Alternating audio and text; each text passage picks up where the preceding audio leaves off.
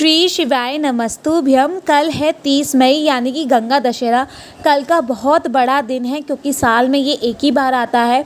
अगर कल के दिन हम कोई उपाय करते हैं तो हमें 10 पापों से मुक्ति मिलती है, क्योंकि हम लोगों से कोई ना कोई पाप ज़रूर होता है। तो मैं एक एक करके पापों के बारे में बताऊंगी कि कौन कौन से पापों से मुक्ति मिलती है, साथ में उसके निवारण के लिए भी बताऊंगी। पहला पाप, यदि हम बिना पूछे किसी का सामान उठा लेते हैं, ठीक है, उसका भोग कर लेते हैं, उपभोग कर लेते हैं, यानी कि उसकी वस्तु हम ले लेते हैं, तो गंगा दशहरा के दिन हमें इस पाप से मुक्ति मिलती है। दूसरा पाप, यदि नारी को किसी ने गलत दृष्टि से देख लिया हो या उसके साथ कुछ गलत कर दिया हो। तीसरा पाप, ब्राह्मण या गुरु को हमने कभी अपशब्द कह दिया हो, कभी कुछ गलत कह दिया हो, चाहे अनजाने में कह दिया हो चाहे जान के कह दिया हो, तो कल के दिन हमें इससे पाप से मुक्ति मिलती है। चौथा, रजो धर्म की जो नारी होती है उसके हाथ से हमने यदि भोजन या जल ग्रहण कर लिया हो। पांचवा पाप, सूतक या सोबड़। सूतक वो होती है जब किसी की डेथ हो जाती है और सोबड़ वो होती है जब किसी के बच्चा होता है।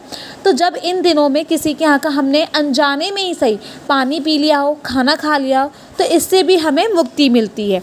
छठा पाप, धर्म की जगह पर यदि हमने अपना कब्जा कर लिया हो, यानी कि ये चीज़ हमारी है, हम किसी को नहीं देंगे, ठीक है, चाहे वो मंदिर हो, धर्म की जगह पे यदि हमने किसी चीज़ का कब्जा कर लिया हो।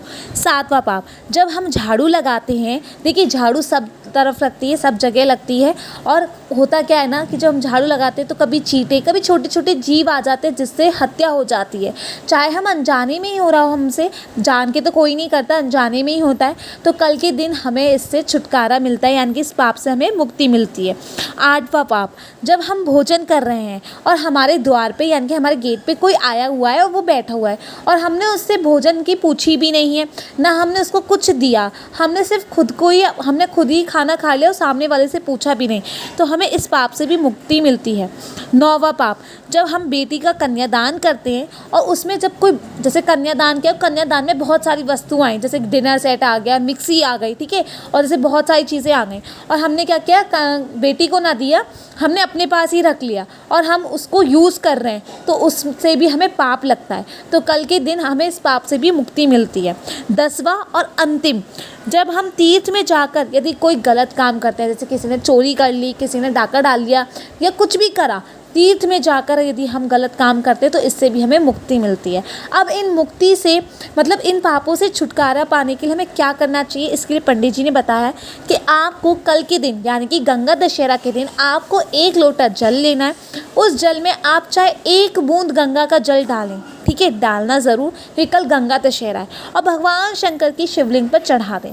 चढ़ाना कैसे, जब आप चढ़ाओ तो मन में ये भाव रख के चढ़ाना कि मैं गंगोत्री से जल भरकर लाई हूँ रामेश्वर के शिवलिंग पर चढ़ाने के लिए।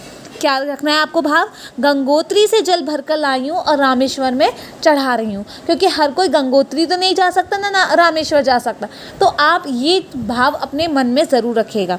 और हमें गंगा दशहरा के साथ साथ हमें पंचमी, नवमी, एकादशी, दशहरा, प्रदोष, पूर्णिमा और अमावस्या, इन दिन भी हमें गंगा जल का ज़रूर मतलब गंगा जल से स्नान ज़रूर कराना चाहिए। दशहरे का मतलब ही होता है 10 पापों से मुक्ति। तो कल के दिन सभी लोग, छोटे से छोटे, बड़े से बड़े, क्योंकि हमने कहीं ना कहीं इनमें से कोई ना कोई पाप ज़रूर किया होगा, तो कल सभी लोग मंदिर जाकर गंगा का जल भगवान शंकर पर समर्पित ज़रूर कीजिएगा। हर हर महादेव। श्री शिवाय नमस्तुभ्यम।